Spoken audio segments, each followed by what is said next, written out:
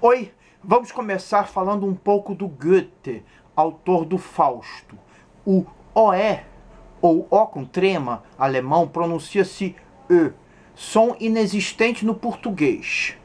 Goethe é considerado o maior escritor de língua alemã de todos os tempos, o Shakespeare alemão, o Dante alemão. A gente sabe tudo sobre a vida dele porque deixou um livro de memórias, poesia e verdade, com ótima tradução para o português de Leonel Valandro. Na estante virtual você acha. Quando alguém escreve um livro de memórias, isso ajuda muito os historiadores futuros. Goethe nasceu numa família importante de Frankfurt, na época uma cidade imperial livre do Sacro Império Romano Germânico. A Alemanha unificada só passou a existir na segunda metade do século XIX. Goethe estudou direito e durante algum tempo exerceu a advocacia, ocupou cargos públicos e políticos e recebeu um título de nobreza, daí o von antes do sobrenome, Johann Wolfgang von Goethe. O Beethoven também tem esse von. Foi autor de um clássico da literatura romântica, Os Sofrimentos do Jovem Werther, cujo protagonista morre de amor. Suicida-se. Escreveu obras épicas, dramáticas, poéticas e também científicas. Isto você não sabia, né? Sobre mineralogia, teoria das cores, etc. Ou seja, um gênio com múltiplos talentos. Até hoje, pessoas acreditam que existe gente que faz pacto com o demônio. E às vezes até apontam alguma celebridade, tipo Raul Seixas ou Marilyn Manson, que teria feito este pacto. Na verdade, essa crença do pacto com o demônio é uma lenda medieval baseada numa personagem histórica, o alquimista Johann Georg Faust.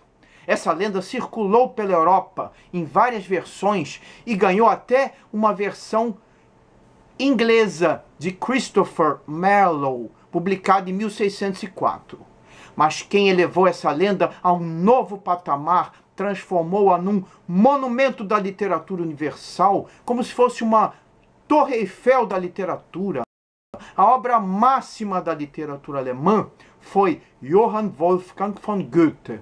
Aqui está uma estátua dele em Viena, fotografada por mim. Vou contar agora um pouco da história, mas antes, para entenderem melhor, vamos ver os personagens. Os personagens são Deus e Mefistófeles, que é um demônio. Isto no céu.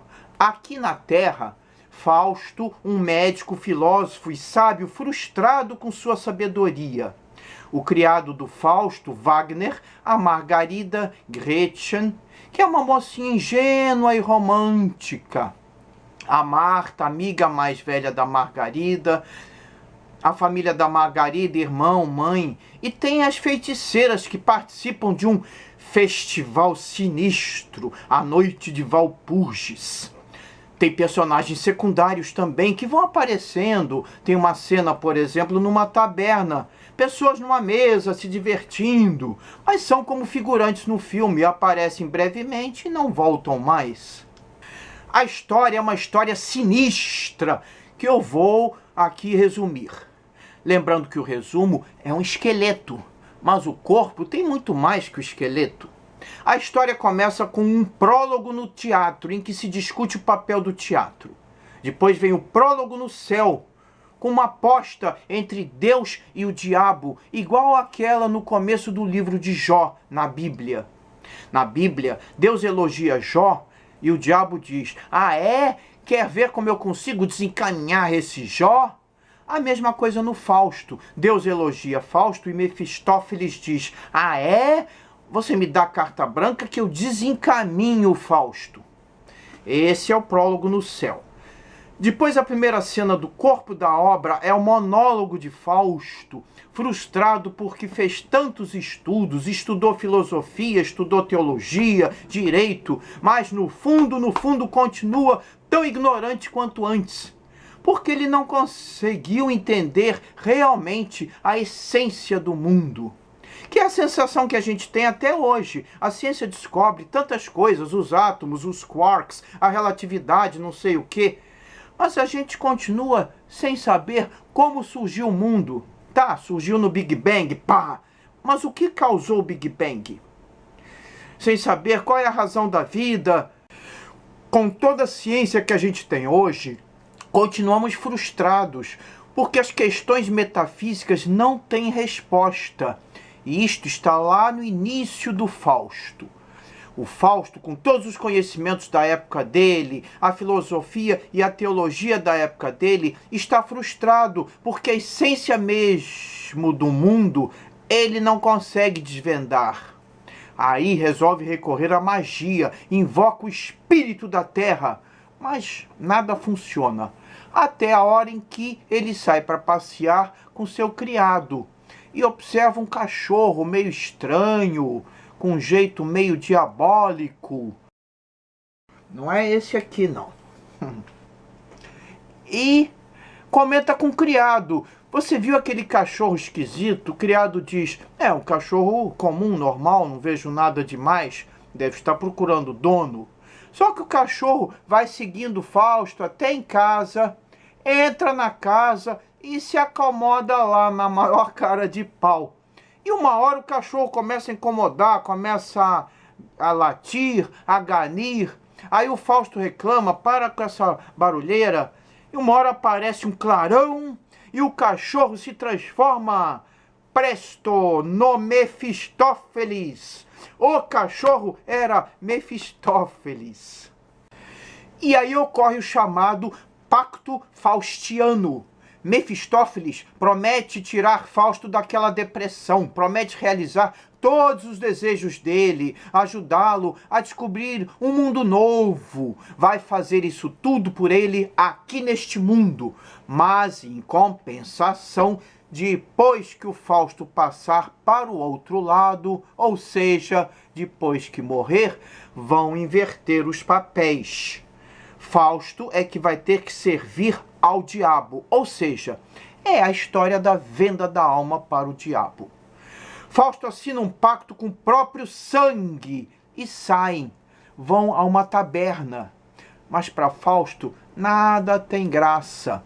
Mefistófeles leva Fausto a uma feiticeira que prepara uma poção mágica e devolve ao Fausto a sua juventude, que é um dos velhos sonhos da humanidade. Um era o voar, o mito do Ícaro, que acabou se realizando no século XX.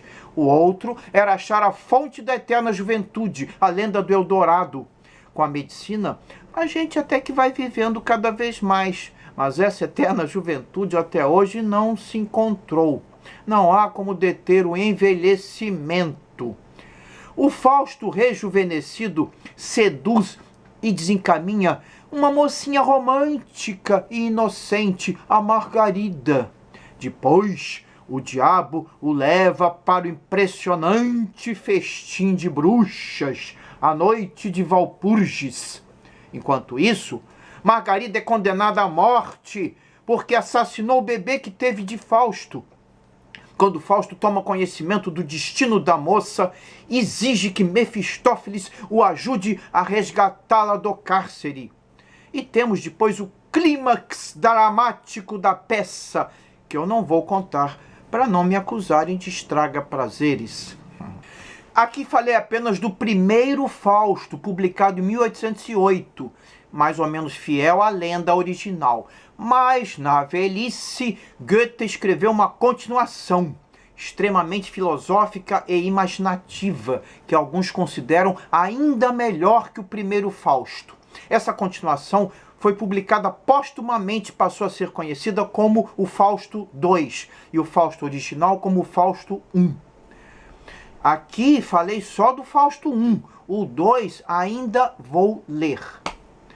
Para mim, o Fausto foi mais do que uma leitura, foi um projeto de vida. Foi também uma dívida que eu tinha com meu pai, falecido em 1981, que agora quitei. Porque quando eu era jovem, meu pai dizia que eu tinha que estudar alemão para ler a literatura alemã, principalmente o Fausto. Passei uma vida estudando alemão. Vocês podem ler no meu blog Sopa no Mel o diário de minha aventura em Rotenburg, tentando aprender o idioma de Goethe. Tem um link na explicação do vídeo. Eu tenho 2 traduções do Fausto em português. A tradução clássica da Geni Clabin Segal, aqui está. Essa é uma edição antiga, mas foi reeditado. E uma outra atribuída a Alberto Maximiliano em edição da Abril Cultural. A tradução da Geni é elogiadíssima, mas no esforço quase sobre-humano de recriar métricas e rimas no português, porque as rimas do texto original se perdem na tradução. Você tem que criar rimas novas. No esforço de recriar métricas e rimas, dizia eu, a tradução genial da Geni soa artificial. O texto perde a naturalidade do original. Já o Alberto Maximiliano, da edição da Abril, pelo que vejo na internet, é um nome fake, inventado pela Abril. O que a Abril fez foi plagiar as traduções de Silvio Meira e Galeão Coutinho. Correu ou ainda corre um processo na justiça envolvendo esse plágio. É o que acabo de ler na internet. Gérard de Nerval, um escritor romântico francês do século XIX, autor da 3ª tradução do Fausto para o francês, escreveu que, vou traduzir, considera impossível uma tradução satisfatória dessa assombrosa obra. Fim da citação. Por isso, o Gérard optou por uma tradução em prosa. Em sua tradução, abandona qualquer pretensão de reproduzir a poesia do texto original alemão. Eu tenho. O problema é que em português não existe uma tradução do Fausto em prosa. E a versão francesa do Nerval, se você sabe francês, é muito prolixa. Um verso do original vira uma frase enorme na tradução. A solução é transformar a leitura do Fausto num projeto de vida e estudar o idioma de Goethe. Boa sorte!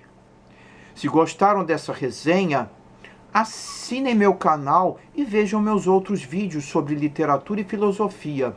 Se não gostaram, coloque um comentário dizendo por quê. Mas não podem me xingar.